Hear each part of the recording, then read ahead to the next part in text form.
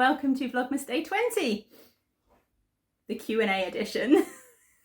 We've already got about 3 minutes worth of footage that I'm going to need to edit out before we've even managed to start talking to the camera. But we'll see how this goes. I assume that you have been watching the vlogs and you know that this is Tom. This is my husband of how many years? Enough. And Plenty.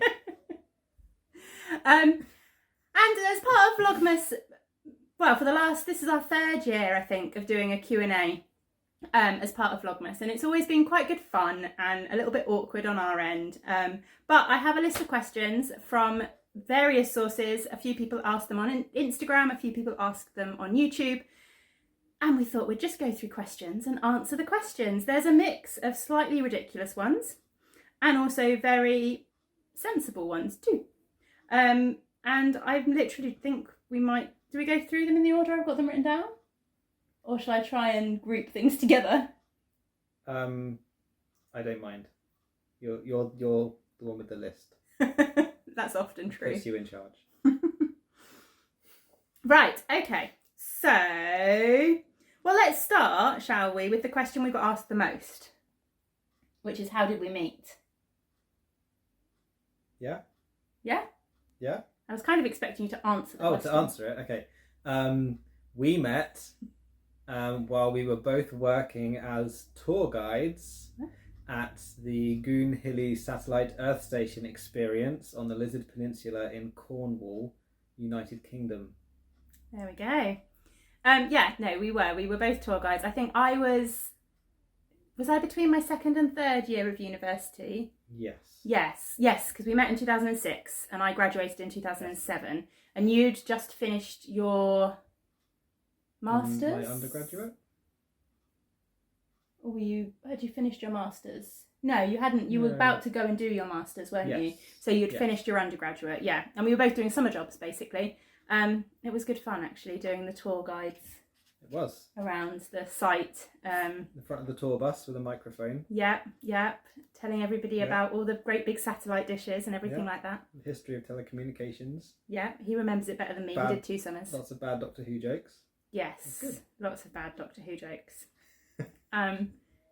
It's kind of still there. It's not really still there. I don't think you can visit it in the same way you could when we worked there. It's changed a lot since then, but it was good fun while we were there. And incidentally, one of the satellite dishes was called Arthur. Yes, the very first satellite dish that was built there. Yeah. That had no relation on the fact that we called our child Arthur. No, it's coincidence.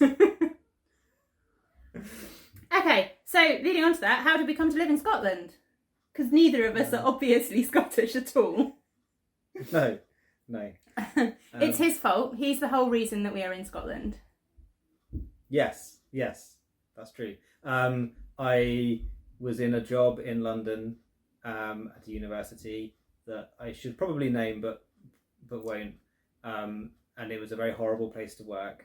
To be fair, if you Google me, you'll find out where it is. And I left, and Dundee gave me a job. So we moved to Dundee.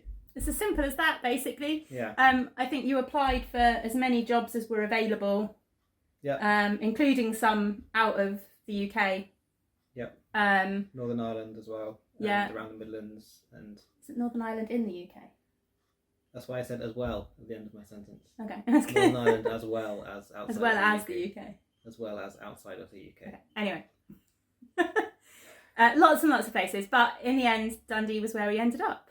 Yep, and it's lovely. Yeah, we're happy. We're very happy up here. But it does make people wonder when they realise that we live in Scotland and clearly don't sound Scottish at all. I think Jasper sounds more Scottish than we do. Really? Right, I think any other introduction-y kind of ones that are quite good.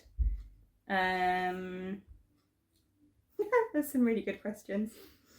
What's our connection to Cornwall? Somebody asked what our connection to Cornwall is. We both grew up in Cornwall, pretty much. I think you moved down when you were 10. Yep. We moved down when I was 12. Although my granddad was Cornish. He was born in Cornwall. His parents lived in Cornwall. although they didn't live in Cornwall when I knew them. Does that make sense? My granddad didn't live in Cornwall when I knew him, but he was born in Cornwall, and that's kind of why we ended up moving to Cornwall, because we just, I think, again, similarly actually to why we've ended up in Dundee, was that my dad had had enough of the job that he was doing, so he kind of decided to quit, and we decided to do a big move, and we moved to Cornwall, and that was it. Yeah. Meanwhile, we lived in Dorset when I grew up. That's where I was born. And we used to go down to Cornwall every summer on holiday for, well, my memory is that it was for like 6 weeks, but it was probably like 2, maybe 1. And yeah, we used to go down every summer. And my birthday's in the summer, so I had all of my birthdays in Cornwall until I was like 30 or something. And then one year we just didn't come back. We moved instead of going on holiday. And then we had nowhere to go on holiday. I don't think it was quite as simple as you just didn't come back. I'm sure there was a lot of like house selling and complicated stuff that your parents had to arrange. I'm sure there was. I remember some of that happening, but that's a much nowhere near as good a story. But yeah, so that's our connection to Cornwall, and that's why I have a Cornwall collection in my shop, because Cornwall is a place that is very special to both of us. We both think of it as home. We met in Cornwall. We got married in Cornwall. Yeah. So yeah, it's very much kind of home if we think of it. Yeah. Right, let's just go through then. Right, what pre-COVID it would have been our favourite date night outing? How old's Arthur? I was about to say we don't get a lot of date night outings.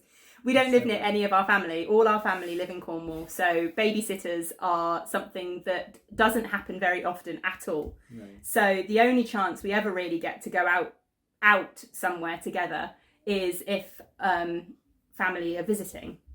Yeah. So it's one of those things we don't get to do very often. But if we do get to do it, we quite like going out for a meal. Yeah, a nice meal. I think that would be our favourite thing to do, wouldn't it? Yeah, I mean, we go to the cinema sometimes when we get the chance. But yes, yeah. If we ever go down to Cornwall, we'll often go to the cinema. Well, my parents or your parents babysit or something, won't we? But yeah, nice meal. Yeah, we had a lovely meal. There's a tapas place. That's it. I couldn't remember the name of it. It's a tapas place in Broughty Ferry, which is absolutely fantastic, really nice. And I think the last time we had family here, which was probably... It was our anniversary. Was it our anniversary? Well, no, it wasn't. Yeah, so it was in honour of our anniversary. Oh yeah, but it was in the summer, wasn't it? Oh, anyway, it was a year and a half ago. It was the last time we went out for a meal together. Yeah. Oh dear. Yeah. But we tend to have like, we'll do like a date night at home where we'll watch a film and we'll get a takeaway, and yeah, that's kind of our date night, isn't it? Yeah. Talking of watching films, what would be our favourite movie night snack other than popcorn? Favourite movie night snack other than popcorn, other than takeaway? Well, that's not really a snack, is it? Not really a snack. Or just a quick Chinese. They take the edge off. Prawn crackers. Cookies. Cookies. Yeah, we do like a cookie. Yeah. Oh no! I sold chocolate coated pretzels. Chocolate coated pretzels. Yes. Have you had the flips? Is that what they're called? The flips ones. The chocolates. Other chocolate coated pretzels may be available. Probably available. Yeah, that's true. Yeah. But no, that is definitely one. Yeah, little bits of salt under the chocolate, and that's good. Yeah. I wish we had some in the cupboard. We don't. Maybe we need to get some for Christmas. Maybe we do. But popcorn is definitely our go-to, and we're very much a sweet and salty mix. Oh yeah, aren't we? Yeah. Mix, yeah. We've loved sweet and salty mixed popcorn since before it was a thing. Since when you asked for it at the cinema, they looked at you in horror. Yeah, or they had to like physically mix it from the sweet and the salty and got confused. You ended up with a layer of salt and a layer of sweet. Here's a good one for you. What planet would you like to colonize? If you were on the first mission to colonize a planet, what planet would you like to be on to colonize? Well, a number of issues with that question. So first issue is, of course, that colonialism is not necessarily a good thing. And obviously we need to check whether or not there's any indigenous population on whatever planet we're going to colonize. Secondly, is this limited to the solar system, our solar system? Do you know of any planets outside of our solar system that you could name? Well, no, there's lots of fictional ones. Oh, okay. Right? And probably ones that we don't know about that I could guess at. But if it's just within our solar system, then it's kind of limited in terms of ones you can actually colonize, because a lot of them are kind of gas giants and stuff. Are you just saying that it's too complicated a question for you? Well, no, I'm just trying to resist going for the obvious answer, which is Mars. Oh, see, I would have said the moon. I know it's not technically... Is it a planet? No. No, it's not technically a planet, is it? It's a satellite. It's a moon. It's a moon, I guess. Yeah, sorry. But I would probably say the moon, because assuming that the reason we're colonising another planet is not because the world has been destroyed and nobody's survived, I'd want to be close enough to be able to come home and visit people. Ah, nice. Yeah. Although I recently read a novel by Ian M. Banks. It's one of his sci-fi novels, and that was had lots of gas giants, and they'd been populated by various beings that lived in like floating platforms in the gas. So maybe Jupiter, actually. Interesting. Yeah. And actually, that leads quite nicely on to another question somebody asked, which is, what is our favourite sci-fi series? Well, do you want to go first? Well, I think. Oh gosh, I'd need to think actually. Combined, like the one that we both agree on. I think I would say Firefly. Yeah. Yeah. Although obviously there's the disappointment of the fact that it never got renewed, so we only ever got the one series. We still got a narrative payoff in the end with the film. With the film, yeah, with Serenity. But in some ways that's more painful to watch, because the narrative, if it had played out over 7 or 8 series, would have been much better. I really enjoyed Battlestar Galactica as well. You got me watching that. Oh yeah, the remake. Did you watch the original? No. No. Maybe I watched a few episodes when I was a kid. But... Okay, but yeah, you got me watching that, and I really enjoyed that actually as well. Yeah. We get a bit split when it comes to the whole Star Wars versus Star Trek kind of thing, don't we? Because you are conveniently a Star Trek lover. Yeah. Whereas I grew up with Star Wars. So TNG. That's me. The Next Generation. Well done. 10 points. We go. So yeah, I think we'd go with. Yeah, I couldn't pick a favourite. There's too many. There's too many that we enjoy, I think, isn't there? There's lots of kind of trashy ones that are quite fun to watch. But yeah, I think I had to pick a proper favourite. Probably The Next Generation or Firefly. Okay. Right. That's the other tricky one that neither of us could come up with an answer with when we glanced over these earlier. What 4 dinner party guests would we pick, past and present? And can they be fictional? I don't know, actually. They didn't. I can't remember whether they specified or not, but I'm going to say yes. Okay. Yeah? Past, present, fictional, dead or alive, whatever. 4 dinner party guests. And, so who are they, obviously? And what's on the menu? Okay, so my instant thought was that I'd quite like to invite Jean-Luc Picard. Probably just because we were talking about Star Trek. And or Patrick Stewart. So it might be quite fun to invite both of them, if I can have a fictional person and a real person. So invite Patrick Stewart and the character Jean-Luc Picard. I think that's cheating. Why? You could just ask him to be in character for half of the dinner party and not in character for the other half. I think it'd be fun to see what they think of each other. I need to anyway, so one of those, in both of them in one body. There you go. That's one guest then. Only one meal, even though it's 2 people. Is that cheating? No, I have no idea. You've lost me. That's fine. That's 2 people. That's 2 people. Okay, you go for I'm your first accepting person, that. Then. I haven't got a clue. I really don't. It's one of those things that I really, really struggle with when people ask me who I would want to have a dinner party with. Because I feel like I should say something really profound, but then at the same time, I kind of feel like I just want to say some really trashy, random actor or something like that. So I really don't know. I think it's like too much pressure because it's like this is the only time you can ever have a dinner party. Do you know what? I'm gonna turn it poignant this year, and I'm gonna say that actually my 4 dinner party guests would be the 4 people that we would normally have at Christmas, which would be my parents and my brother and sister, who we're not going to be able to spend Christmas with this year. Yeah. So I think that's going to be my 4 dinner party guests. Yeah. I go with Catherine Janeway. You're just going to have the entire cast of Star Trek. All of the Star Trek captains. What's on the menu? Pizza.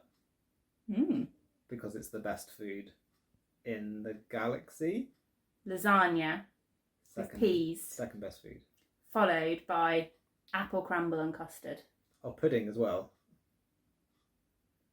I don't know about pudding. Panna cotta maybe. Oh, creme brulee. Creme brulee. All the pudding. A dessert cart. Just a variety of custard. All the different custard puddings that you can think of. Put in a selection box. Okay. What would be your circus act? If you had a circus act, does this assume that we don't have to physically be able to actually do this? It's not like what's your party trick.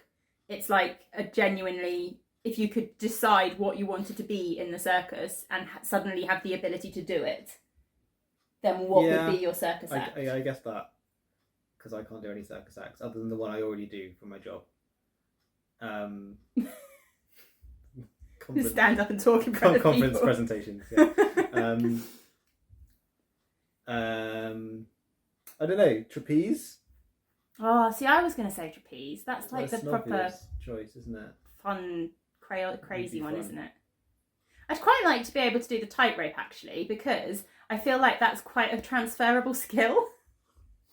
So if I What other situations would you need to be able to walk across a tightrope? Well, there's lots of situations where balance is important.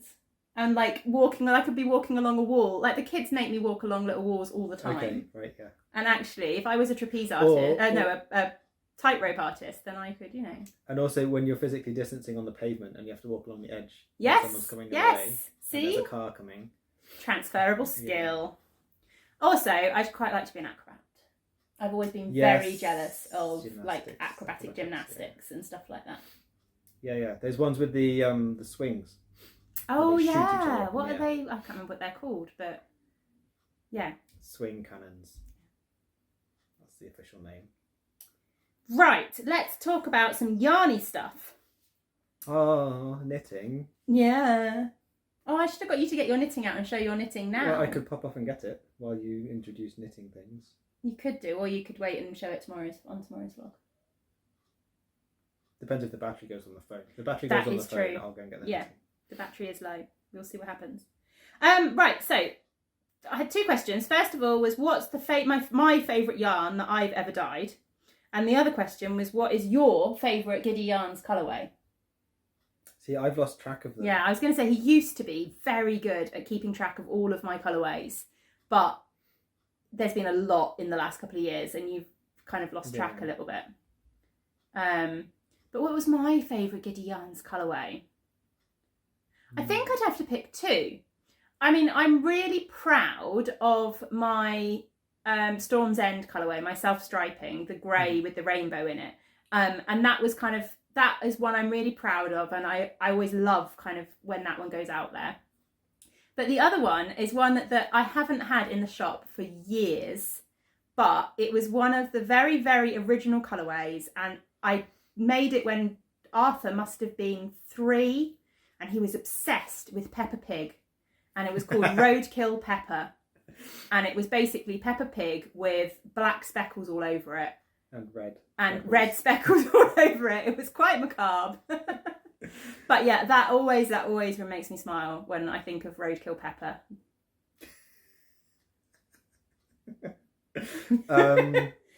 Yeah. Pressure on you now. You haven't got a clue, have you? Well, I don't, because I like some of your speckly ones. There was one of the ones from one of your bedtime story collection. Was it the Island of Adventure or something? The Sea of Adventure. Sea of Adventure. But I'm also a big fan of plum chutney.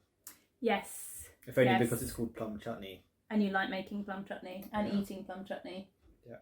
Yeah. In fact, interesting little fact, I'd dyed that colourway. I can't remember what I dyed it for, but I dyed that colourway and I was really struggling for a name for it.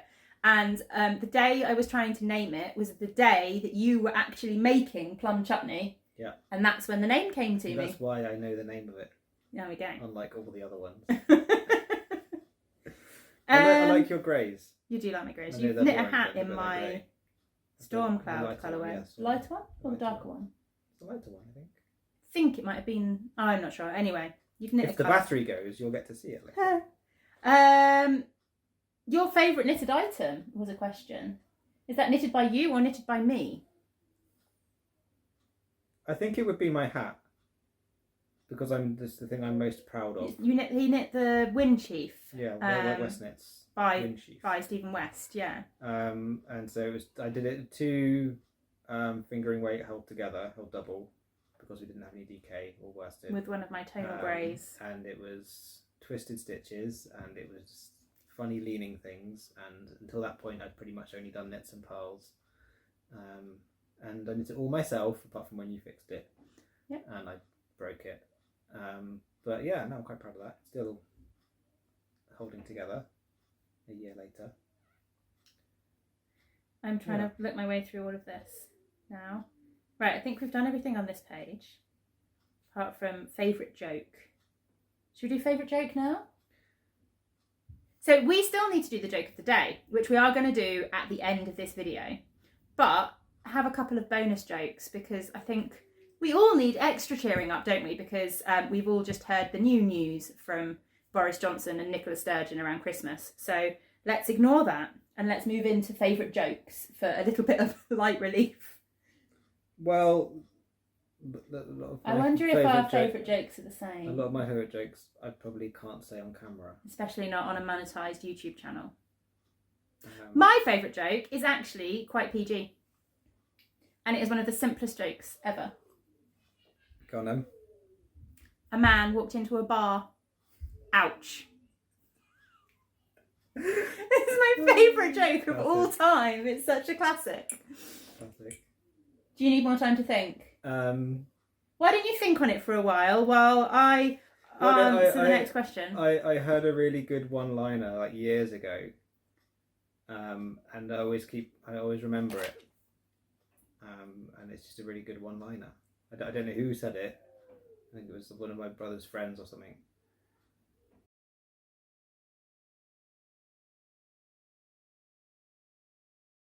Might be a big cut there. Anyway, right. Next question. Who wins when we play board games? It mix. We play a lot of board games. Yeah.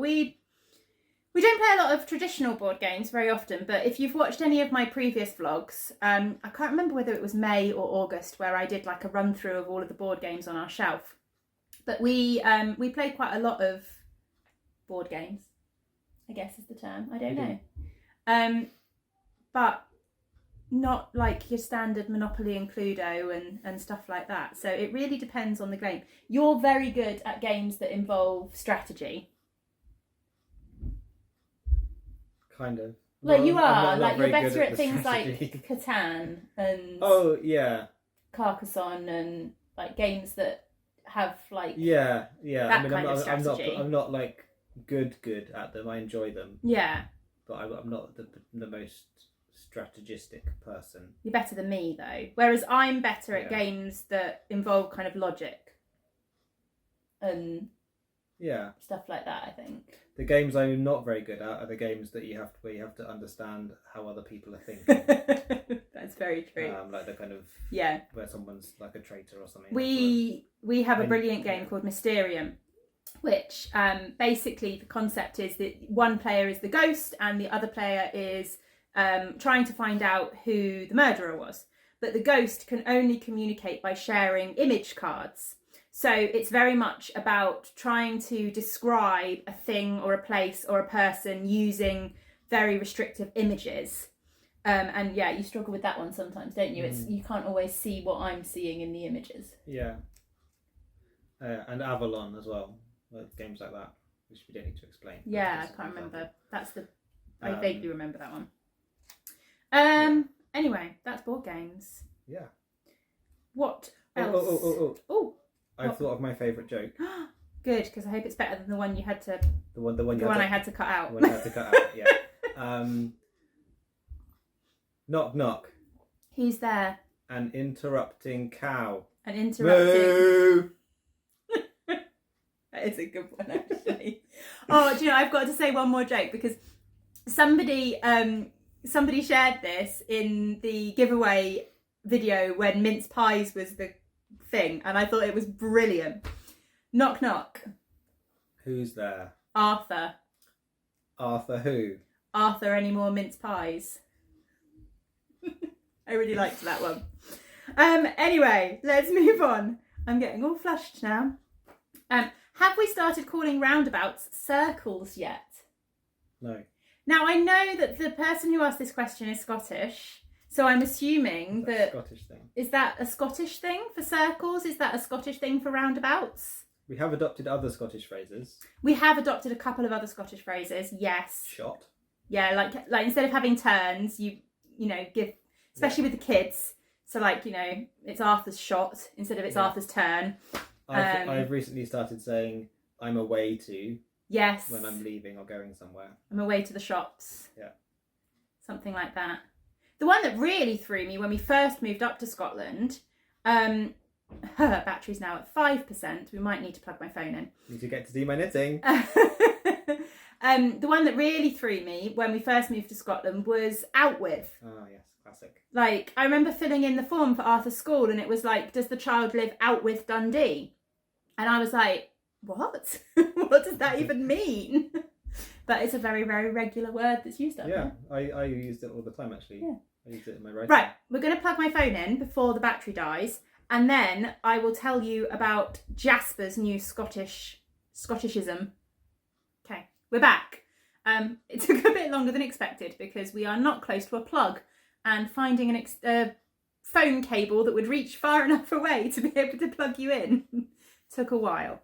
But we're back. And what was I going to talk about? Jasper's Scottishism. Yep. Jasper has started using we, as in little, tiny. Yeah. That was quite cute the other day. He had a little torch and he was shining the torch on the floor and he said to me, "Look, Mummy, it makes a wee circle."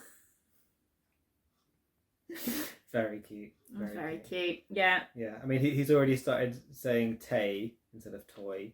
Yeah, I'm not sure how much Scottish that is. He's got a real thing with the oi sound. Whenever he says anything with the oi sound, he makes an A. So like toy is tay. But he also says like paint instead of point. Yeah. I'm going to paint at you. And recently vase instead of voice. It's quite confusing. Yeah, I'm not sure whether that's a Scottishism thing or if that's just a speech thing. Yeah, I don't know. I don't know. We'll have to wait and see, won't we? We will. Right, we have got 3 questions left.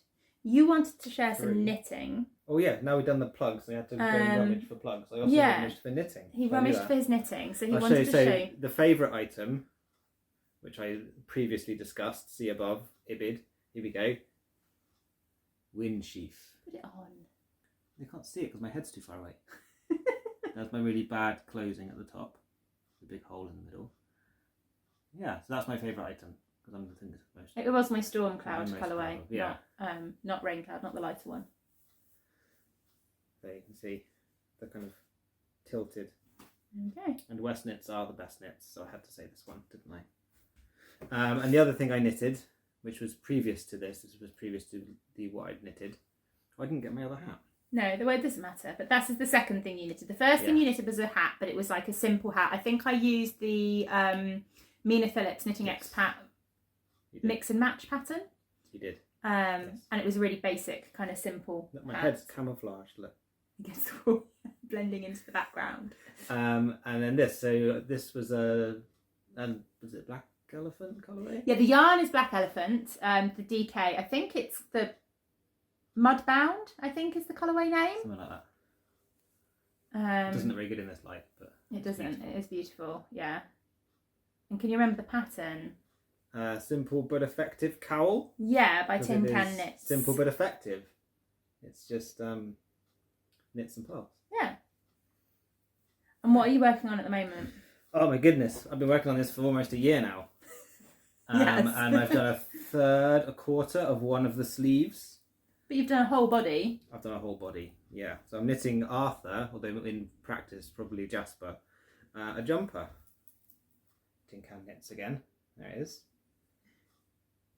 So this is the flax light. Yeah, you got the panel down the arm. So I've done the body. I'm knitting the 7 to 8 size because when Arthur was 6 when I started, so I thought 7 to 8 that'll be fine for Arthur by the time I finish, but probably it'll be for Jasper because that's as far as I've got down the first sleeve. So. It's so close, sleeves, and we all know how difficult. Well, how not difficult. They're really easy, aren't they? But how frustrating sleeves feel. Yeah. And the yarn, in case anybody wonders, I think we're just using just like a commercial... Drops. Is it Drops? I think it's the Drops Extra Fine Merino. They're 4-ply 100% merino. I couldn't tell you the colourway names or numbers. Blue. No. Dark blue and light blue. Yeah. That's not their actual names. That's just the colour that they Dark have. blue and light blue.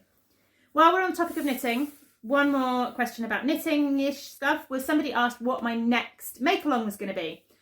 I haven't got a clue. Basically. You always joke about the new along. Yeah. Because I did a new along make-along in January a couple of years ago now. And whenever I talk about a make-along, all he ever says is, are you doing that for your new along? Yeah. Yeah. Maybe Tom should come up with the next make-along. Oh, okay. No, I might do a February make-along. Sometimes I do like a mini make-along in February because February is such a short month. I always think it's quite fun to do a make-along where you have to make things using kind of 20 grams or less of yarn. So it's like little mini things. But 28 grams or less. Why 28 grams? It's because of February. Oh, because it's got 28 days. Yeah. No, because you don't get 28 gram mini skeins. But you could use 28 grams in a project. Basically, you have to use mini skeins. So that could be a potential, but I really haven't thought about it, to be honest. I need to have a little think and decide on something for the new year, I think. If you've got any suggestions, then let me know. Do a 28 gram or less along. Anyway, moving on. Who takes the longest to get out of the house? Arthur. Yeah, not out of us two, probably the kids. Oh my goodness. Has anyone tried, well, I'm sure many of you will have tried to get children out of the house on time, wearing the right things and without forgetting everything. Yeah. And having been for a wee. Yeah. The kids. The kids take the longest to get out of the house. Although actually it's often you too. Okay. I like that he just agrees with me. I'm not going to argue with you on camera. Right, before we finish off with the joke of the day, we have one rather ridiculous question, which is very festive and very seasonal. Would you rather have elf ears or Rudolph's nose?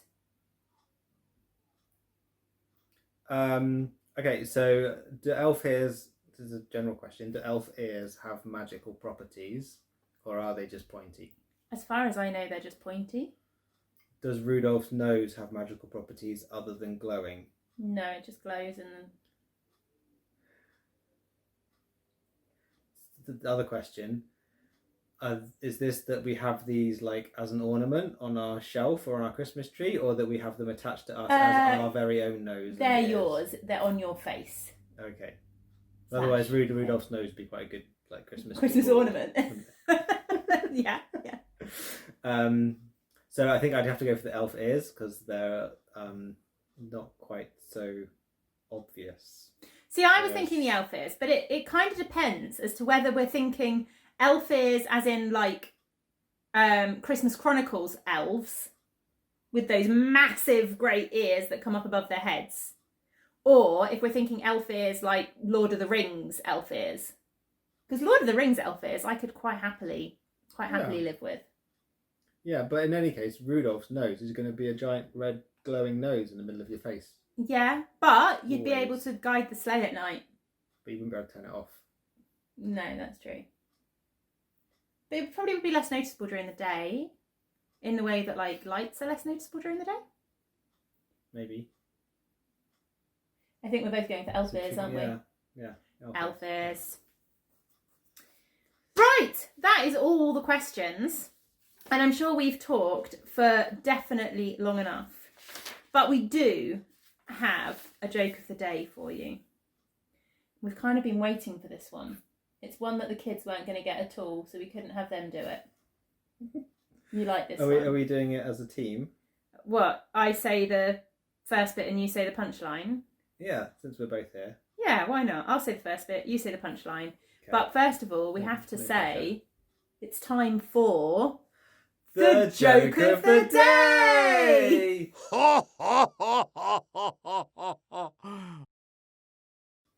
What do you call chess enthusiasts bragging about their games in a hotel lobby? Chestnuts boasting in an open foyer.